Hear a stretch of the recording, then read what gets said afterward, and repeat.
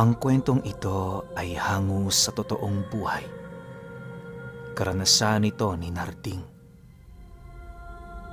Taong 1966, Madrid, Surigao del Sur.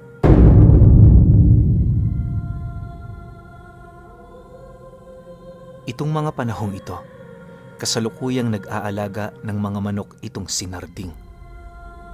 Nasa edad 17 taong gulang pa lamang siya noon at kasalukuyan pa siyang nasa poder ng kanyang lolo at lola. Ulilang lubos na itong si Narding. Noong ipinanganak pa lamang kasi siya, iniwan na siya ng mga magulang niya. Ang rason, maninilbihan ang mga ito sa bundok kasama ang mga rebelding grupo. Hindi naman yun napigilan ng kanyang lolo, gawa ng matatapang ang mga ito.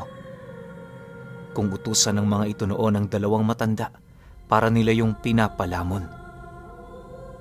Di hamak na mas mahalaga para sa kanila ang kilusan kaysa sa sarili nilang mga magulang na mismong nagluwal sa kanila. Magmula noong umalis ang kanyang mga magulang, nalagay na sa tahimik ang kanilang buhay. Bukod kasi sa hindi na sila binibisita ng mga sundalo, naging maayos na rin ang kanilang estado sa baryo. Bagaman naghihirap ang kanilang pamilya noon, naging malakas naman itong si Narding, alang-alang sa dalawang matandang dumidepende sa kanya. Kung hindi nyo kasi na itatanong, lumpo na noon ang lolo niya. Yung lolo naman niya bulag na at halos hindi na makagawa ng trabaho. Dahil sa kapansanan ng mga ito, kaya na may pinipilit niya ang kanyang sariling gawin ng lahat ng trabaho sa kanilang bahay. Iniwan na rin niya noon ang pag-aaral nang sa gayoy mabantayan niya ng husto ang dalawa. Para kay Narding, hindi na mahalaga ang hinaharap niya, basta masilbihan niya lamang ang mag-asawang nagtiyaga para lamang mabuhay siya. Sa kanyang pag-aalaga ng mga manok, nagkaroon siya ng maraming parokyano sa bayan. Tuwing lumalaki na kasi ang mga alaga niyang yon, inililibot niya ito para ibenta. Nagtitira lamang siya ng mga paitlugang inahin at tandang para patuloy na dumami ang lahi ng mga manok niyang inaalagaan. Ganon na ganon ang ginagawa noon ni Narding hanggang sa hindi niya na napapansin, unti-unti na palang lumalago ang kanyang negosyo. Sa pagsapit ng taong ito, magbabandang Oktubre, merong balitang kumalat sa kanilang lugar ukol sa mga nilalang na umaatake tuwing gabi. Ang pinapatay ng mga ito, kung hindi baboy, mga kambing. Noong una, medyo naalarma noon si Narding, pero ilang araw lamang ang lumipas matapos niyang mabalitaan ang tungkol doon. Sa kanya na pagtanto, purong baboy at kambing lamang ang kinakain ng mga ito. Dahil sa kanyang mga nalaman, naging kampante naman siyang itago sa ilalim ng kanilang kubo tuwing gabi ang lahat ng kanyang mga alaga. Upang makasiguro, pinapakawalan niya rin noon ang kanyang mga aso bago siya pumasok sa kanilang tahanan para magluto ng hapunan. Subalit, pagkaraan lamang ng ilang linggo matapos umugong ang balitang yon, doon na niya unti-unting napapansin ang animoy pagkawala ng iilang mga sisiw ng kanyang mga manok. Sa puntong yon, medyo nababahala na siya, lalo pat nakalaan ang mga sisiw para ibenta. Upang makumpirma ang kanyang hinala, nagdesisyon siyang magbantay tuwing gabi. Halos alauna na siya noon kung natutulog para lamang masigurong walang umaatake sa kanilang bahay habang sila'y nagpapahinga. Isang araw, matapos niyang makapagluto ng almusal, dahan-dahan naman niyang pinuntahan ang kanyang lolo para kausapin. Habang pinapakain niya ito, doon niya napansin ang animoy pagiging tulala nito at hindi gaanong umiimik. Sa puntong yon, napilitan na siyang yon ay kausapin nang sa gayoy magawa niyang malaman ang kasalukuyan nitong iniisip. Lo, may problema ho ba kayo? Bungad na tanong ni Narding sa matanda. Nang marinig naman ito ang kanyang sinabi, bigla naman yung napatingin sa kanya habang nananatiling walang imik. Makalipas pa ang ilang minutong pagtitig nito, nang hihina naman yung sumagot sa kanya ng, "Marami, Apo. Ay nako, hindi ko alam kung ano ang gagawin ko. Hindi naman kita pwedeng pabayaan. Mukha yatang kailangan ko nang gumalaw para sa pamilya natin. Huwag kang mag-alala. Walang mangyayaring masama sa negosyo mo. Gagawin ko ang lahat para hindi ka magtiis at mawalan. Sige na, bumalik ka na sa sala. Ako na ang bahalang magpakain sa sarili ko." Matapos nitong makapagwika, wala namang nagawa si Narding kundi ang sumunod. Habang kumakain sila ng kanyang bulag na lola, patuloy naman niyang iniisip ang nais sabihin ng lolo niya. Medyo naguguluhan na rin siya noong mga oras na yon sa kadahilanang yon ang unang beses na magsalita ito ukol sa problemang dinadala nito. Kung iisipin din kasi, wala na yung dapat pang alalahanin sa kanilang problema, lalo pat si Narding naman ang sumasalo ng lahat. Lumipas pa ang ilang araw, hindi na niya maipagkakaila ang labis na panghihina ng kanyang katawan dahil sa puyat.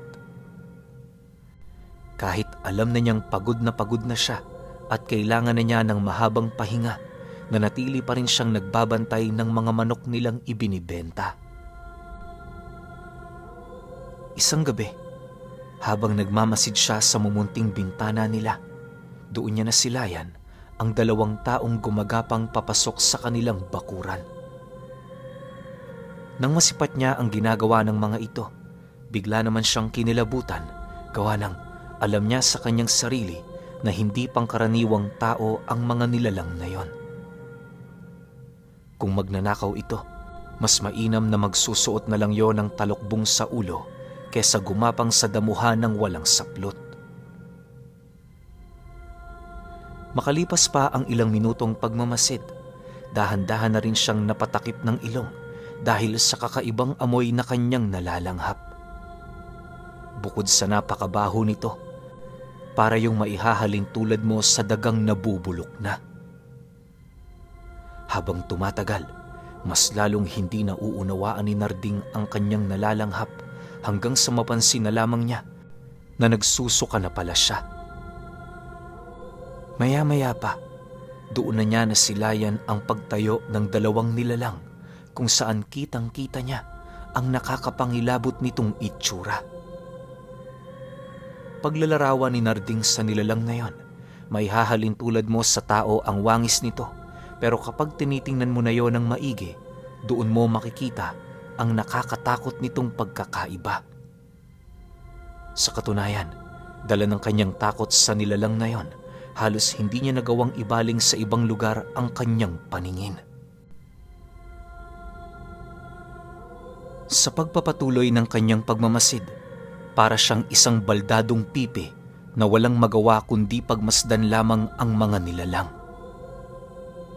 Pagpasok nito sa ilalim ng papag nila, bigla naman niyang narinig ang pagsitakbuhan ng mga manok na parabang meron doong humahabol.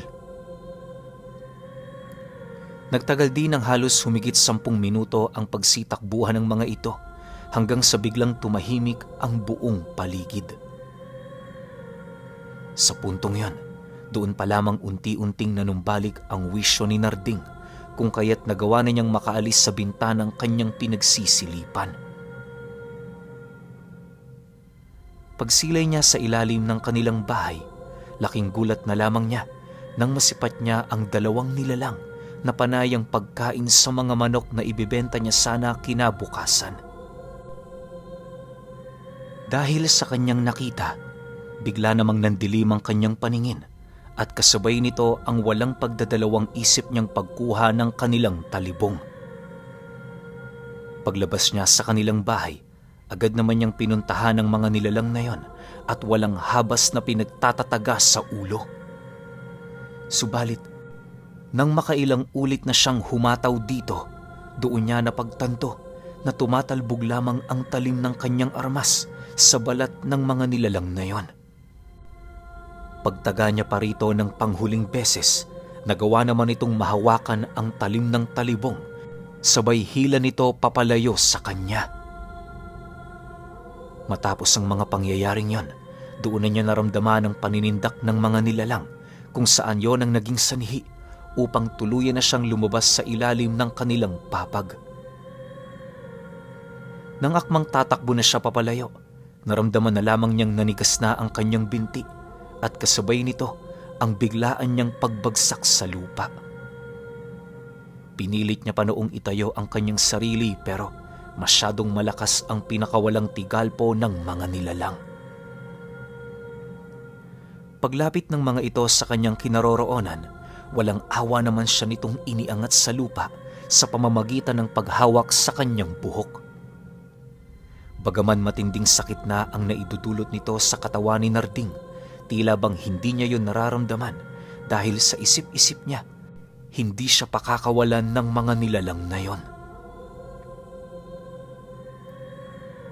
Habang pinagmamasdan niya ang nakakatakot na pagmumukha nito, unti-unti naman niyang napapansin ang tila bang pagbaliktad ng kanyang pagkatao.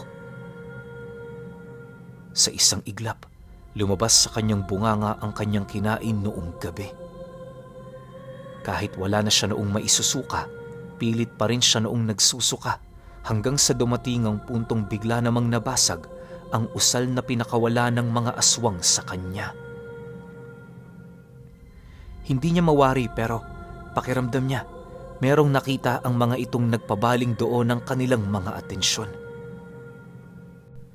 Pagsilay niya sa likurang bahagi ng kanyang kinaroroonan, doon niya nasilayan ang kanyang lolong nakatayo at nanlilisik ang mga mata.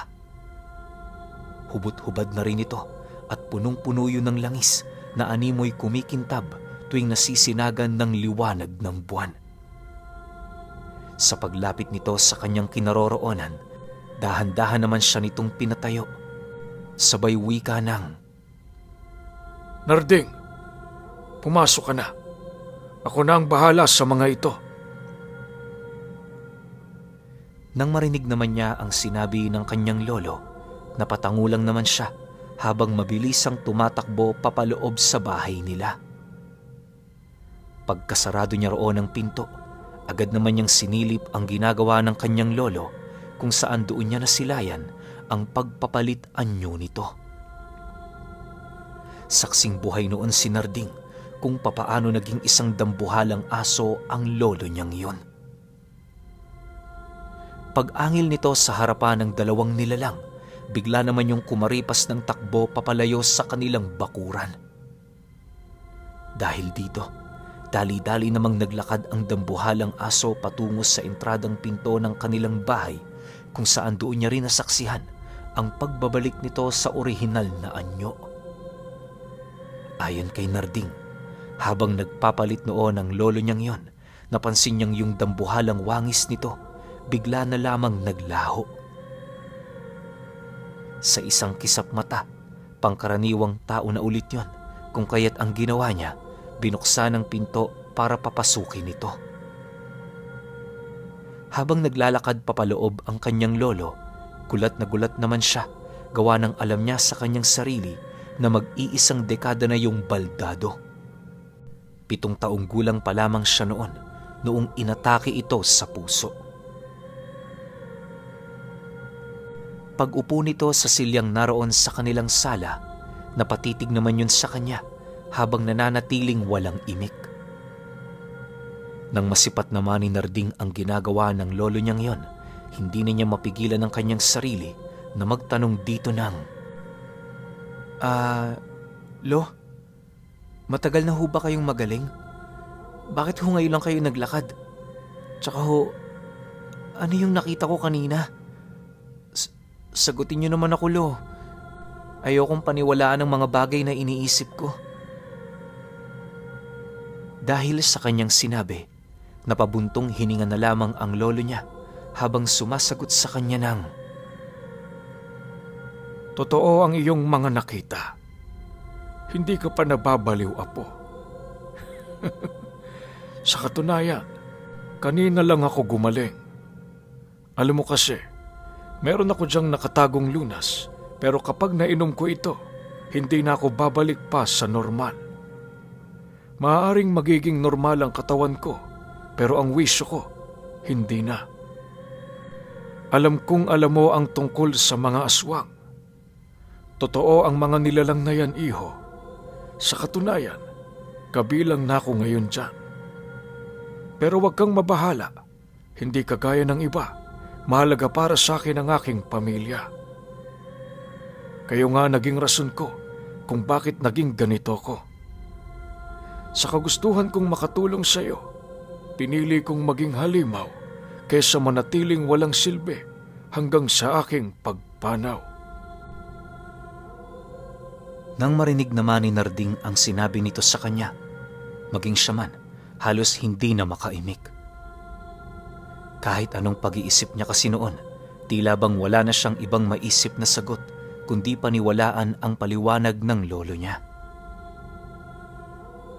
Sa pagpapatuloy ng kanilang pag-uusap, doon niya napag-alaman na matagal na palang may tinatagong bertud ng aswang ang kanyang lolo. Nakuha niya ito sa isang manlalakong nag-alok sa kanya nito ng libre noong kabataan niya. Dagdag pa ng lolo niya, ilang dekada na rin niya yung tinatago, subalit wala siyang balak na gamitin ito.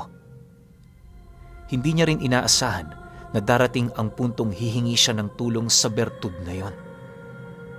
Pagtatapat pa nito sa kanya na meron yung pagsisisi sa kanyang naging pasya, subalit hindi na yon gaanong iniisip ng lolo niya kung kapalit naman ito ang magandang buhay na maibibigay nito sa kanya.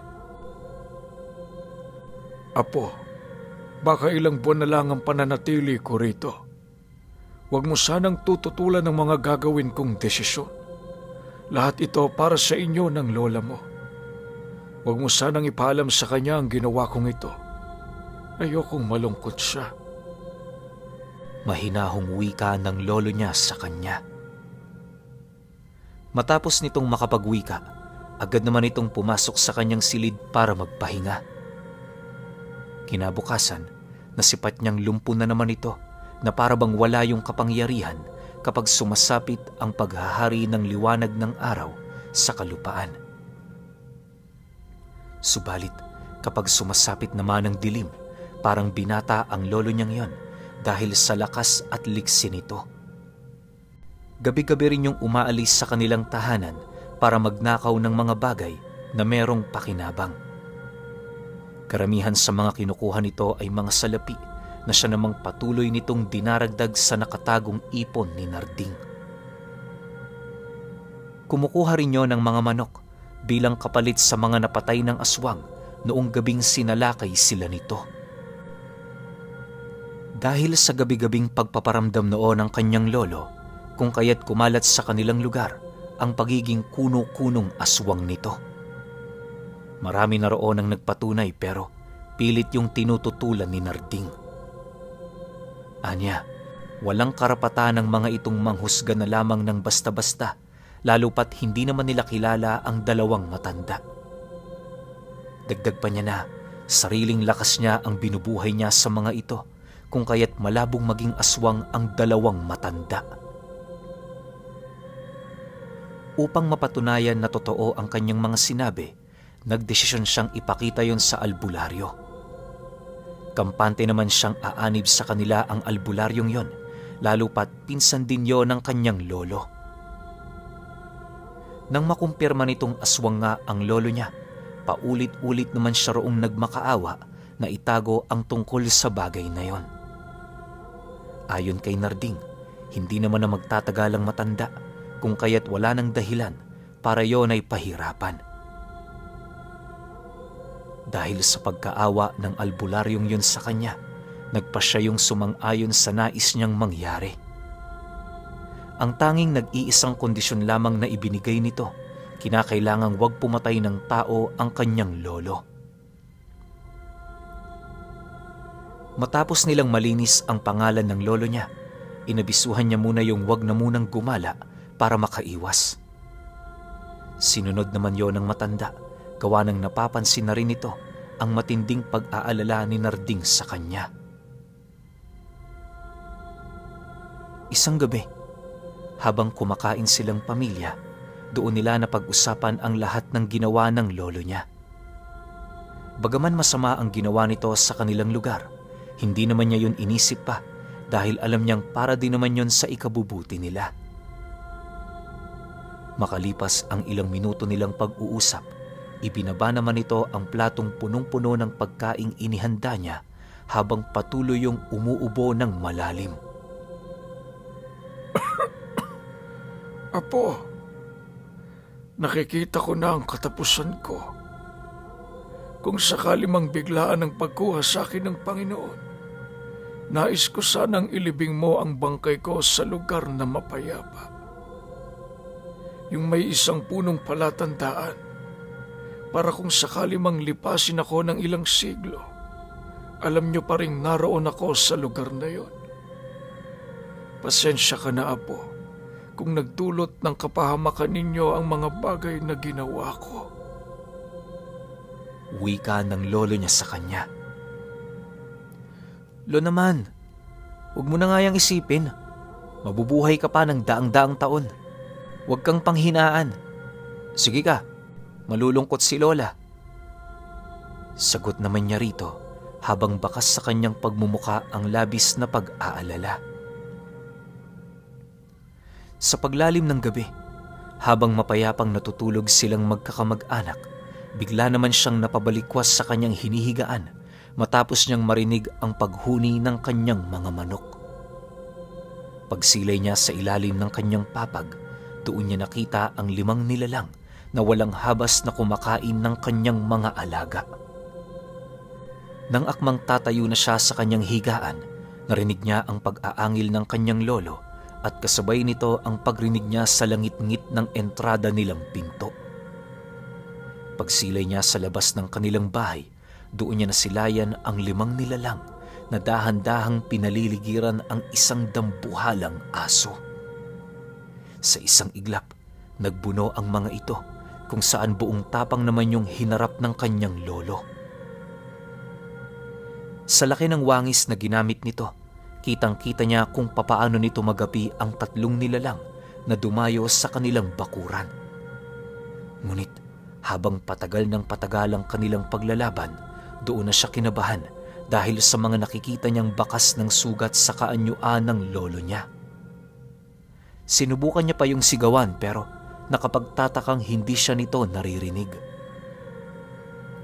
Dala ng pag-aalala ni Narding, naglakas loob na rin siyang lumabas sa kanilang tahanan para yon ay tulungan. Subalit, nang akmang papalapit na siya sa 2 nilalang, kitang-kita niya kung papaano yun sinunggaba ng kanyang lolo sabay balibag ng mga ito sa lupa.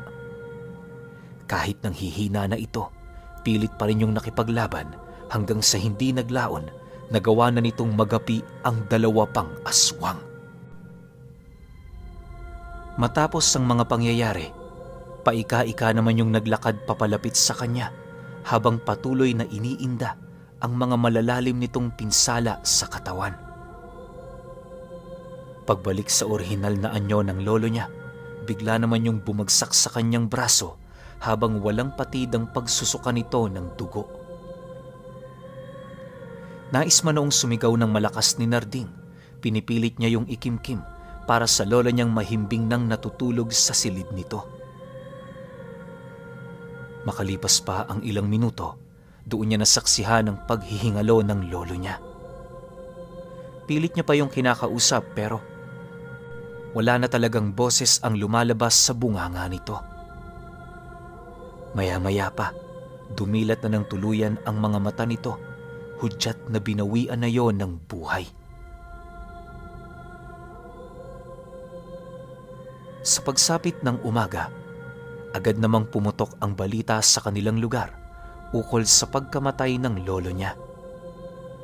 Upang maiwasan ang anumang usap-usapan, mismong ang albularyo na ang nagtakip sa totoong pagkatao nito. Dahil sa pahayag ng albularyo, kung kaya't wala ni isa ang naglakas loob na pagdudahan ang pagkatao ng lolo niya. Sa loob ng 9 na araw ng lamay, marami ang nakidalamhati. Yung lola naman niya, kahit papaano unti-unti nang natatanggap ang pagkamatay ng asawa nito. Pagtungtong ng araw ng libing, naghanap si Narding ng isang lugar kung saan doon nila ilalagay ang bangkay ng kanyang lolo. Mahirap man para sa kanyang makitang inihahatid na yon sa huli nitong hantungan, wala siyang magagawa kundi lakasan ang kanyang loob alang-alang sa lola niya na patuloy na umaasa sa kanya. 3 taon pa ang lumipas, tuluyan na ring naulila itong si Narding dahil binawian na din ng kanyang lola buhat sa komplikasyon sa baga. Gayunpaman, kahit ulilang lubos na siya, patuloy niya pa rin nilalakasan ang kanyang loob para sa kanyang hinaharap.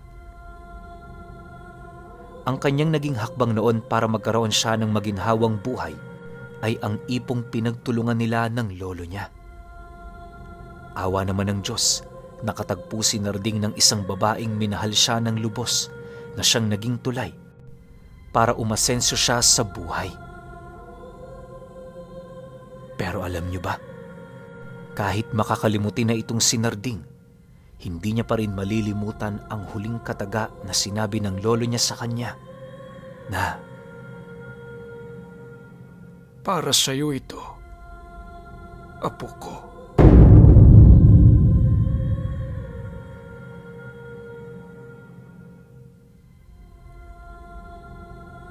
Okay, opinyon ko sa kwento. Nakaramdam ako ng matinding lungkot, no? Lalo na dun sa part na nagpapaalam na yung lolo niya sa kanya, tapos kay Narding parang hindi niya pa gaanong pinapansin kasi nga nagtitiwala siya sa lolo niya na mas mabubuhay pa yun ng matagal. Pero yun nga, namatay. Ang nakakatakot lang dito kasi, yung pagiging demonyo ng lolo niya, merong kapalit yun.